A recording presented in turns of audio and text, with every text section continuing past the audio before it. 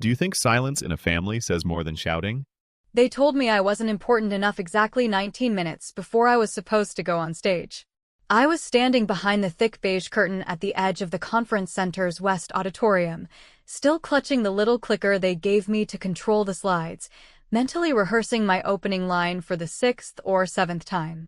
I remember because I'd just taken a deep breath, one of those big ones where you imagine your ribcage expanding like a balloon, when Heather, the coordinator with the headset and the fake polished voice, came up behind me and said, in the kind of voice people use when they're trying to be gentle, but don't have the time or energy for empathy, Maya, I'm so sorry, but we're going to have to shift your keynote to the post-lunch segment. At first, I thought maybe someone had fallen ill, or a tech glitch had delayed things, but then she added, almost as an afterthought, Ethan's panel ran long, and we're prioritizing the leadership segment because the investors are in the room now. She smiled as if we were on the same side, as if she were telling me something reasonable and adult and not absolutely gut-wrenching. I stood there for a moment, still nodding like a trained animal, while inside, something ancient and familiar clenched tight inside my chest, that quiet, ugly feeling I'd grown up with. You're not the important one. You're not the one they came to see. You're just background. To be clear, this wasn't a local school auditorium or a neighborhood fundraiser. This was the Tri-State Wellness Innovation Forum, a high-profile annual event packed with venture capitalists, startup founders, medical researchers, and wellness industry veterans, the kind of place where names are made and careers are launched. I had been invited to speak after nearly 2 decades of grinding in silence, after publishing a paper that finally broke into the mainstream about how emotional trauma manifests physically in high-functioning adults. It wasn't flashy, but it was real, and I'd been told, more than once, that people were looking forward to hearing a woman speak from personal and clinical experience. Apparently, though, that wasn't enough. Because once again, my little brother had shown up and sucked all the air out of the room. Ethan was the closing panelist of the Innovative Corporate Wellness Strategies segment. His company had recently landed a 7-figure contract with a major insurance provider, thanks to an app he didn't even build himself. But the crowd loved him, of course they did. He had that politician's ease, the kind of grin that made women lean in and men nod respectfully, and a voice trained to sound just curious enough to seem intelligent. He ran long. They let him. And then they bumped me. Not cancelled, not officially, just moved past the crucial hour, where every major player had already scheduled their exit. When I asked if they still wanted my talk in the post-lunch slot, Heather smiled apologetically and said, it's mostly student attendees by then, but if you're comfortable with a smaller room, smaller crowd, smaller voice. Story of my damn life. I didn't say anything cruel or dramatic. I didn't shout or cry or demand justice. Instead, I smiled back, handed over the clicker, and told her I'd email a revised version of the deck, just in case they needed it for next year. I walked out of the auditorium, past the double doors where Ethan was being mobbed for selfies and handshakes, and didn't look back. But somewhere between the hotel lobby and the curb outside, an idea started brewing in the back of my mind, not angry, not vindictive exactly, but surgical. Something clean. Something that would land. Because you see, this wasn't the first time I'd been quietly erased. It wasn't the first time someone else's moment came at the cost of mine. And it wasn't even the first time Ethan got credit for something that had my fingerprints all over it. When we were kids, he took apart an old stereo and couldn't figure out how to get it back together. I fixed it in under an hour. He told our parents he had a breakthrough. They clapped. I got grounded for leaving my homework unfinished. In college, he asked me to edit his application essays for grad school. I didn't just edit them, I rewrote them. He got in. I got a thank you card. From his girlfriend. So this time, I decided I wouldn't be invisible. Not again. Not quietly. Back in my hotel room, I opened my laptop, pulled up the presentation file, and stared at the last slide. It was meant to be a quote about resilience, something hopeful, something clean, the kind of thing people screenshot and share on LinkedIn with comments like, so inspiring, or what a powerful reminder. I deleted it. Instead, I inserted a photo from a family picnic taken 30 years ago. I was maybe 17, sitting awkwardly on a red checkered blanket while my parents, Ethan, my ex-husband Paul, yeah, he's in there too, and a couple of cousins clustered around a grill. I was there, but off to the side, barely in the frame. And yet, still, unmistakably watching them. I opened a simple black paintbrush tool and drew over each of their faces. Nothing fancy, just a wide, dark swipe. One after the other. Every face gone. Except mine. I left mine untouched, not smiling, not dramatic, just quietly present. Then I uploaded the whole keynote, slide by slide, to my personal website with no explanation. I didn't tag anyone. I didn't blast it on social media. I simply labeled it, what I would have said if you had let me. By morning, it had over 4,000 shares. That was when the text started. And then the calls. But I didn't pick up. Not yet. I wanted them to sit in that silence for a while. To feel the empty space where acknowledgement should have been. To look at that photo, that one, final slide, and ask themselves the question they'd never thought to ask before. Why was she always on the edge of the picture? And, maybe more importantly, what would it take for her to stop smiling politely and finally speak up? They were about to find out. The first 24 hours passed without a single message from my mother, which, in its own way, spoke louder than if she had written me a 10-page email begging me to explain myself or even calling to yell, like she used to when I left the porch light on as a teenager. Instead, there was only silence, that cold, practiced silence I'd come to associate with her particular brand of avoidance, the one where she pretended not to notice until someone else forced her to. Until the social pressure became inconvenient enough to break the illusion. It was never about how I felt, never about the actual damage. It was about whether the neighbors had heard, or whether the family name had been dragged into something messy. In her world, image wasn't everything, it was the only thing. But outside our little family echo chamber, people were beginning to talk, and not in the safe, sanitized way that most professional circles talk about mental health or family trauma. My keynote, or rather, what I uploaded in its place, had struck some kind of nerve, the kind that bleeds when you poke it too hard. I hadn't planned on it going viral, at least not in the way it did.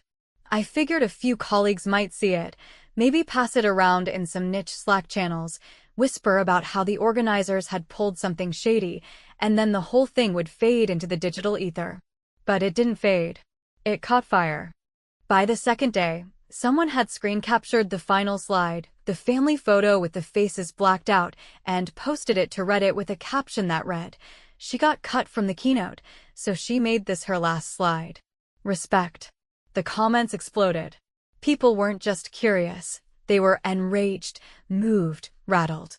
Dozens, then hundreds, then thousands of replies, stories from women who had been sidelined in boardrooms, daughters who had been the emotional cleanup crew for their parents' dysfunctions, sisters who had spent their entire lives being told to be the bigger person while their brothers were celebrated for the bare minimum. It was like I'd accidentally opened a door into a room full of people who had been waiting silently, desperately, for someone else to go first. I read the comments until my eyes burned. I read every single one.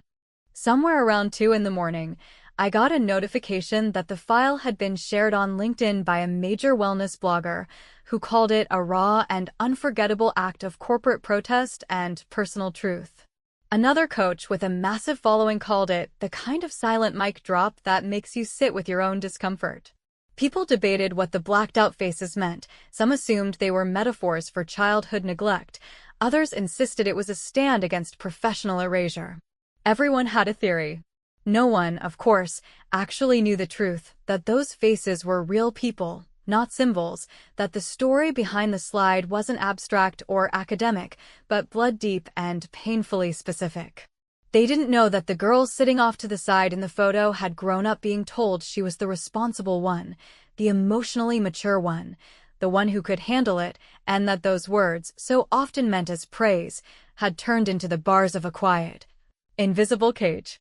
It was late that night, somewhere between the 4th and 5th article someone sent me about myself, that I finally listened to the voicemail Ethan had left. He didn't sound angry at first. In fact, he opened with that same polished calm he used when he was talking to investors or scolding his daughter. He said he'd seen the post, that it looked like I was trying to send a message, and that he wished I had just come to him directly instead of stirring up drama. He used words like family and reputation and optics, words that meant more to him than accountability ever had. He said he was disappointed in me, which made me laugh, not because it was funny, but because it was such a familiar script, him playing the calm center while the storm was supposedly of my own making. And then, in the last few seconds of the message, his tone shifted. It cracked just a little, and underneath the smoothness, there was something closer to panic. "You need to take it down, Maya," he said. "You don't understand what you've started." What I'd started? I looked at the numbers again. 43,000 views on the Keynote video. Over 600,000 impressions on the slide alone. Half the comments were from people saying they saw themselves in it. That it gave them language for something they'd never been able to name. I thought of all the years I'd tried to explain to therapists, to partners, to friends, that gnawing feeling of being invisible in your own story, of being cast as the reliable one while someone else got to be brilliant, emotional, messy, loud. And now, suddenly, people saw me. Not in some performative way, not because I begged for it, but because I simply stopped hiding. And still, my family hadn't said a word. Not a call. Not an email. Nothing from my mother. Nothing from my father's side. Not even Paul, which surprised me, since he was usually the first to insert himself when something exploded. But no, only Ethan, and his carefully measured panic. I didn't call him back. Instead, I opened my inbox and found 3 speaking requests, 2 podcasts, 1 live panel. All wanted to talk about the final slide. No one cared about my actual research. They just wanted the story. And the thing was, I had no intention of telling it. Not the way they expected. I wasn't going to package this into a TED Talk about healing or forgiveness. I wasn't going to let them turn it into another moment to be flattened, scrubbed clean of its rage, and sold back to the very people who had taught me to swallow my voice in the first place. This wasn't closure. This was opening the wound and letting everyone see what it looked like when you stop pretending it doesn't hurt.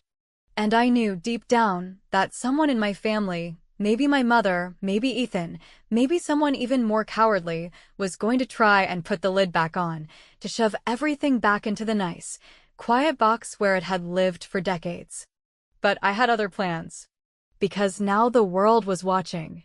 And for once, I wasn't going to apologize for making them uncomfortable.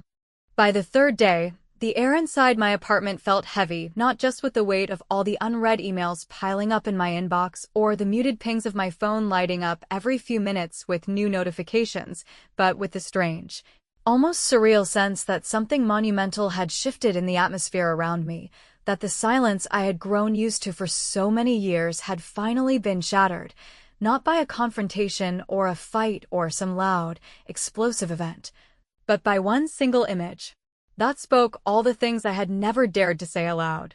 And even though the world outside had begun reacting in 1,000 directions at once, with support, with outrage, with curiosity, with the predictable backlash, the one thing I kept waiting for, almost instinctively, was a real voice, a voice I knew.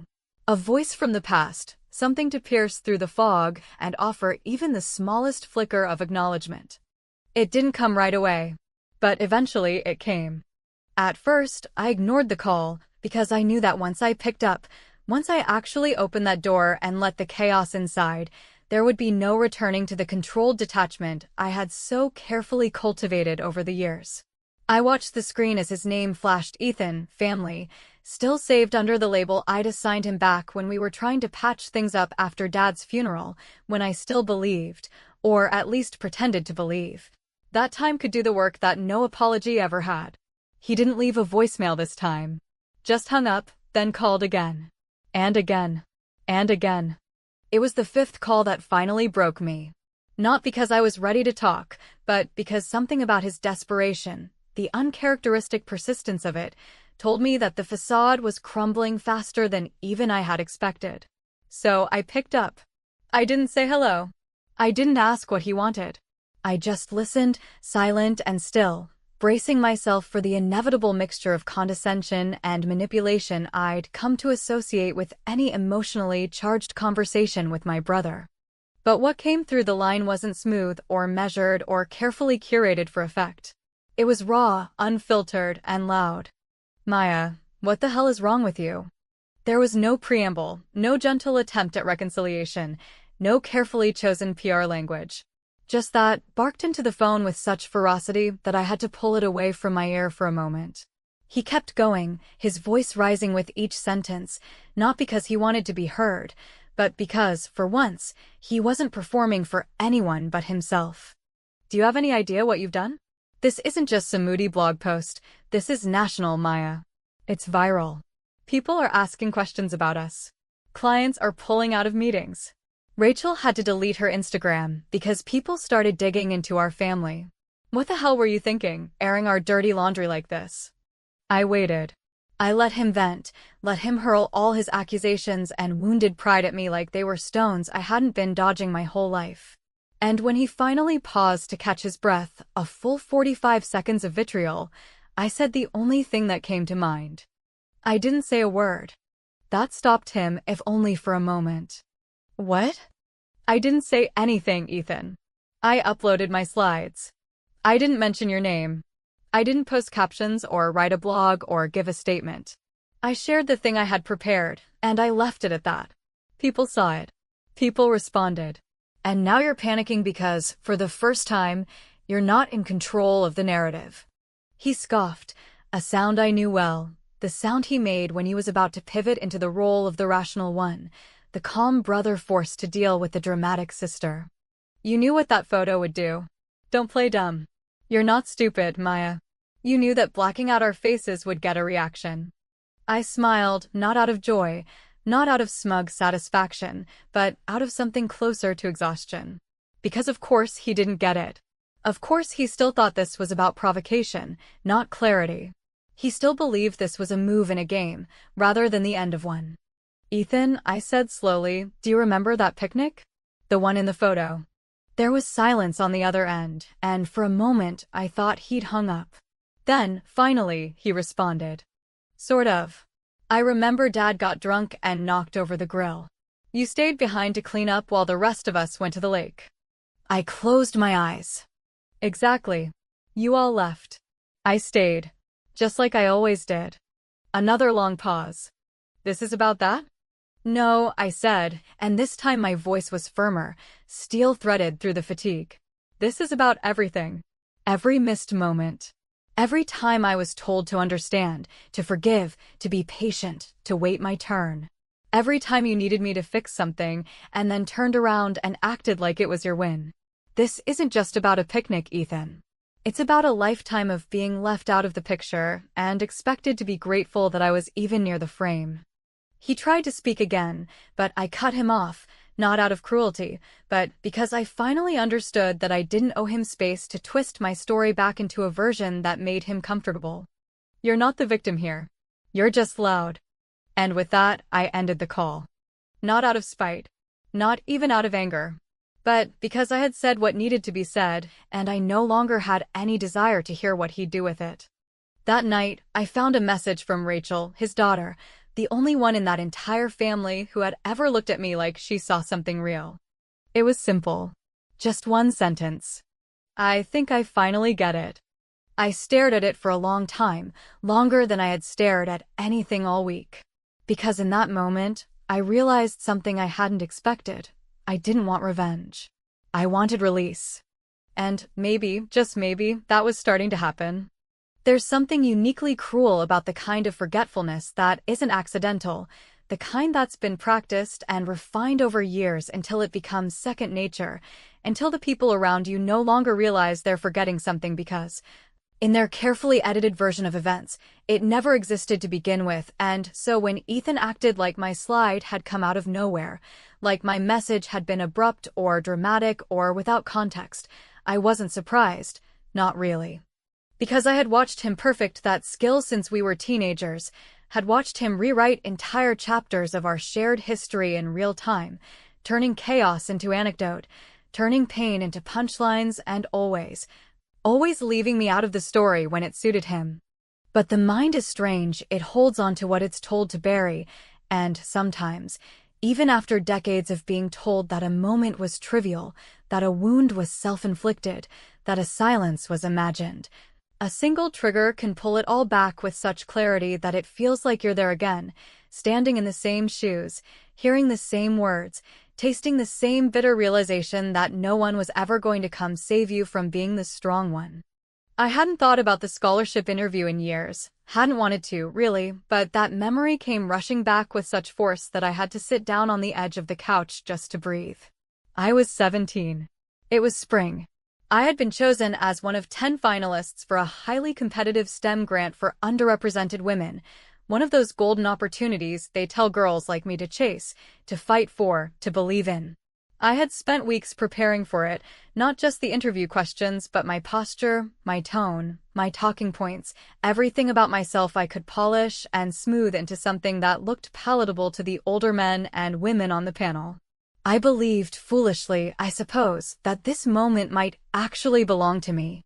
But the night before, Ethan, 15 at the time, came into my room pale and shaking, telling me he couldn't sleep, that his chest felt tight, that he thought he might be dying. Our parents were out at a dinner party, unreachable, and even though I suspected it was another one of his stress spirals, the kind he conveniently had during my recitals, my events, my anything, I couldn't risk it.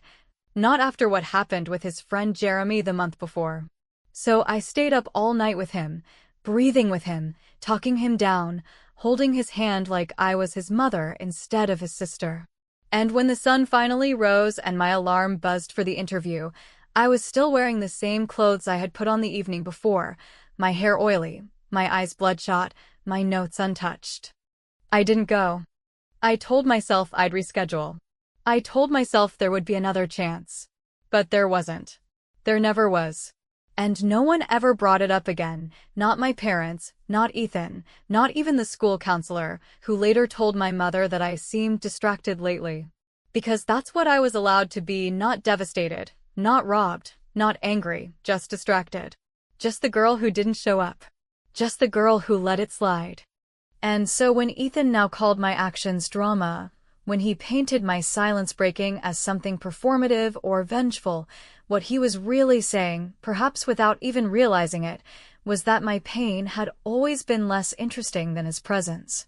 That his needs, his story, his convenience had always mattered more.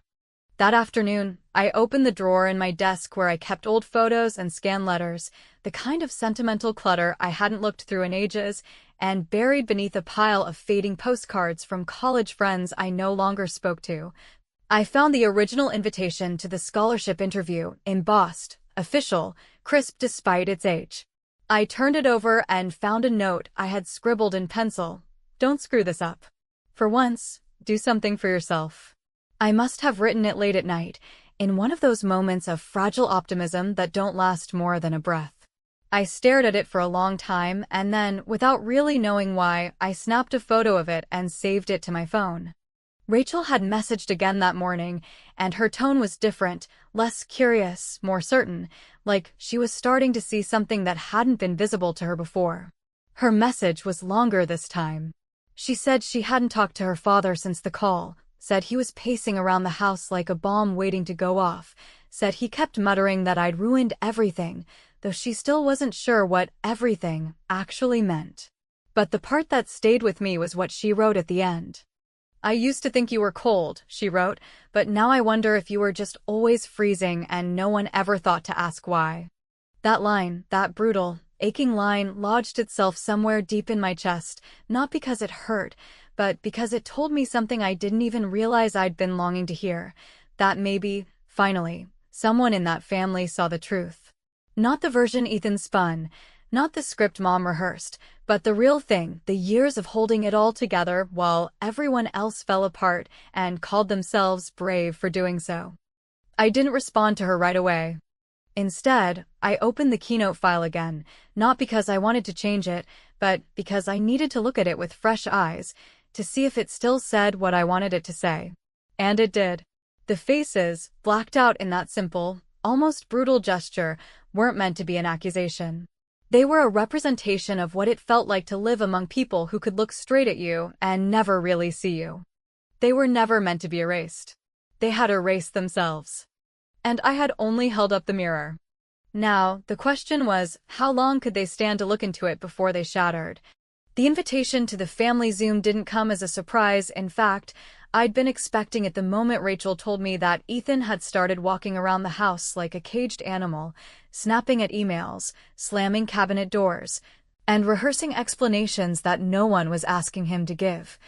The kind of restless agitation that only comes when someone realizes that the story they've curated so carefully for years has started to unravel in front of people who were never supposed to know what was beneath the glossy surface. The subject line of the email read, "Let's clear the air."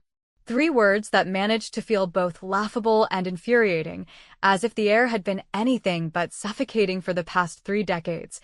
As if what needed clearing was a mild misunderstanding rather than a lifetime of quiet erasure and unspoken injury buried under layers of politeness and family obligation. Still, I clicked join. They were all there. Ethan, of course, sitting in his home office with the kind of bookshelf backdrop that screamed thought leader, arms crossed, jaw tight, eyes scanning his own video window more than the rest of us, clearly trying to control the optics even now. Mom was beside him, or at least on a separate square in the same house. I could tell by the wallpaper, wearing that brittle expression she reserved for funerals and holiday dinners that turned tense. The look of a woman trying desperately to keep the lid on a pot that had been boiling for hours. Paul was there too, which was a surprise, though not an entirely shocking one. Even 10 years after our divorce, he had managed to stay close with Ethan and my parents in that easy, smirking way men have when they're never expected to carry the emotional weight of a relationship, only the charm. No one spoke for a long time. The silence wasn't uncomfortable in the usual sense, it was loaded, like a pause before a verdict, each of them waiting to see who would break first, who would blink, who would offer the first olive branch so they could seize it and twist it into an accusation. Finally, it was Mom who cleared her throat and said, "Well, this has certainly escalated." Her voice carried the same condescension it always had, the tone of someone addressing a minor inconvenience rather than a generational fault line. Ethan jumped in quickly, too quickly, like he'd been rehearsing it all morning. "You blindsided us, Maya. If you had something to say, you could have just said it. You didn't have to," he gestured vaguely, fingers fluttering toward his camera, "do that." And there it was. The inevitable shift from confusion to blame, from discomfort to outrage, the familiar reflex to take my silence breaking not as expression, not as testimony, but as betrayal. They weren't upset that I was hurt, they were upset that I had made it visible. "I did say it," I replied, my voice steady, not raised, not emotional, just plain and direct, like truth stripped of apology. "I've been saying it my whole life. You just never listened because it didn't inconvenience you to pretend you didn't hear." Mom exhaled loudly, a sigh disguised as patience. "You've always been dramatic, Maya. Sensitive. I don't know why you think this helps anything." I could have laughed, but I didn't. I didn't even flinch. Because for once, I didn't feel the urge to justify or explain or soften the edges of what I knew. Instead, I shared my screen. One click, and the keynote began to play. They watched in silence as slide after slide rolled past, the images carefully crafted, the words precise and measured, a presentation I had spent weeks refining, and then, at the end, the photo. The final slide. The picnic. The dark lines across their faces. The quiet statement that had spoken louder than anything I had ever said aloud. I let it sit there. I let them sit in it. Nobody said a word. Not right away. Ethan's expression tightened into something sour. Mom pursed her lips. Paul looked off camera, probably checking his phone. Finally, Mom whispered, "That's cruel, Maya. It's cruel to do this to your family." And that's when I felt it, not vindication, not satisfaction, but a profound, aching sadness that this was what they thought cruelty looked like, that this, to them, was the line crossed, not the years of minimizing, not the decades of being pushed aside, but the simple act of showing a picture and telling the truth. I didn't black out your faces to punish you, I said, slowly, carefully, knowing I would only get one clean shot at being understood. I blacked them out because that's how it always felt. Like you were there, but never for me. Like I was in the frame, but not in the story. And this was the only way I could get anyone to notice. Paul leaned forward then, his voice low and defensive. We've all had hard times. We all make sacrifices. You don't have a monopoly on pain. I stared at him, that hollow familiarity burning in my chest like a dull ache. No, but you had a microphone. I had a mop. Rachel had joined the call quietly, her camera off, her name sitting in the corner like a ghost. But now, suddenly, her voice cut through the silence, clear, unshaken. She's not wrong. That stopped everyone. Ethan turned to the screen like she'd betrayed him personally, but Rachel didn't flinch. I've spent my whole life hearing how brilliant Dad is, how much he's done, how proud we should be. But I've also seen how tired Aunt Maya always looked when she left our house. I remember watching her do dishes alone while everyone else drank wine and talked about themselves.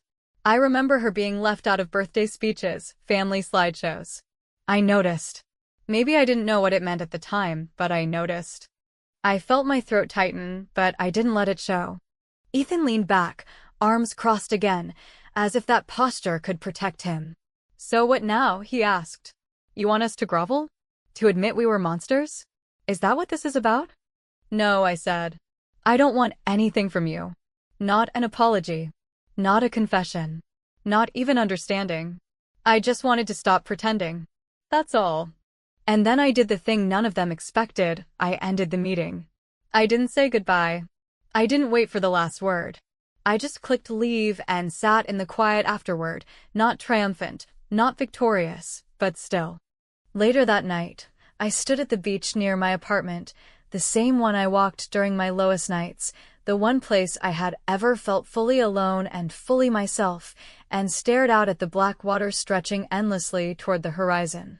My phone buzzed in my pocket again and again, a string of missed calls, unread messages, journalists, clients, strangers, family. I turned it off.